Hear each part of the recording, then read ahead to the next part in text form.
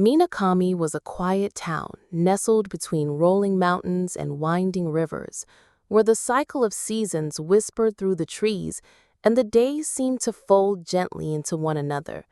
It was a place untouched by hurry, where time appeared to move at its own measured pace, until Kohiro Izaba came. No one could say when exactly he appeared. One day, he was simply there. A boy with midnight black hair, eyes deep as forgotten wells, and a presence that made the air feel charged with something unseen. To the townsfolk, he looked like an ordinary 18-year-old, but the rumors that followed him were anything but ordinary. Some said he never aged. Others whispered that he had no family, no past. He appeared as if from nowhere, a stranger who bore a strange silence and eyes that saw far beyond the present. But what puzzled them most, and what filled their hearts with a mix of awe and fear, was the power Kohiro held. He could see the future, they said. More than that, he could change it. Kohiro himself didn't understand the full scope of his abilities. To him, the world was a vast tapestry woven from countless invisible threads. Each person, place, and moment carried its own thread, shimmering with colors that shifted and pulsed. Some were golden and bright, promising hopeful futures. Others burned red, warning of danger. A few frayed and blackened, teetering on the edge of oblivion. He could see these threads, not with his eyes, but in the depths of his mind, like glowing lines stretching through space and time. When he focused, he could reach out and touch them, feeling their vibrations and tensions. With great effort, he could pull on a thread, gently twisting the future to a new shape. But every tug echoed consequences. Every alteration sent ripples far beyond what he could predict. He had no memory of how he came to be here or why he had these powers. Sometimes fragments of a distant cosmic past haunted his dreams, stars swirling in endless darkness, voices layered and echoing, calling him watcher, tester, and weaver of threads. Yet on Earth, he was just Kohiro Izaba, the mysterious boy who had appeared without origin, carrying a burden too heavy for any mortal. One afternoon, while walking home through the schoolyard, Kohiro's vision shifted sharply. A thick crimson thread pulsed wildly around the girl laughing brightly beneath the autumn sun. Her name was Aiko Senzawa.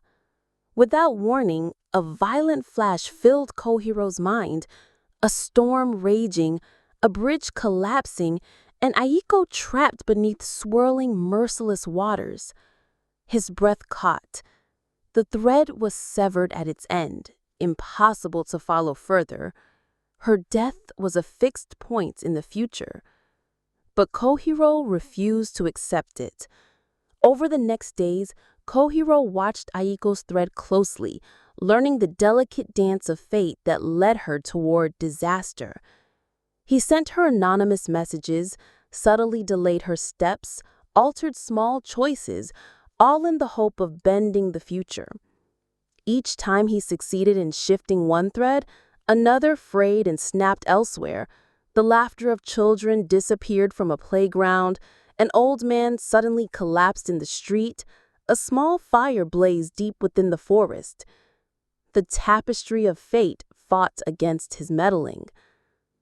Then came the night of the storm. The sky cracked open, pouring sheets of rain as lightning slashed the darkened clouds.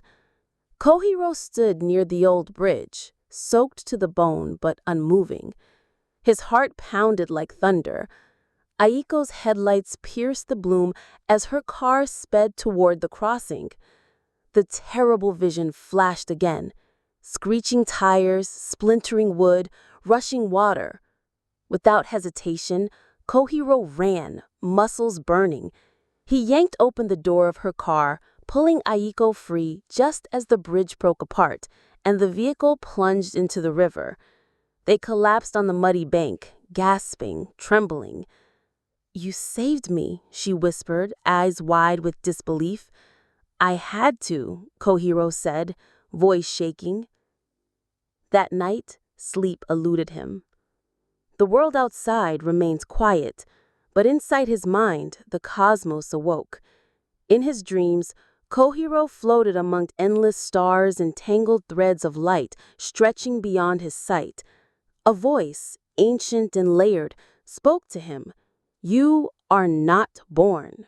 You are eternal. You came to test all realities, but you forgot." He awoke with a start, drenched in sweat. He was no ordinary boy. He was ageless, without parents, without origin, a traveler lost in time.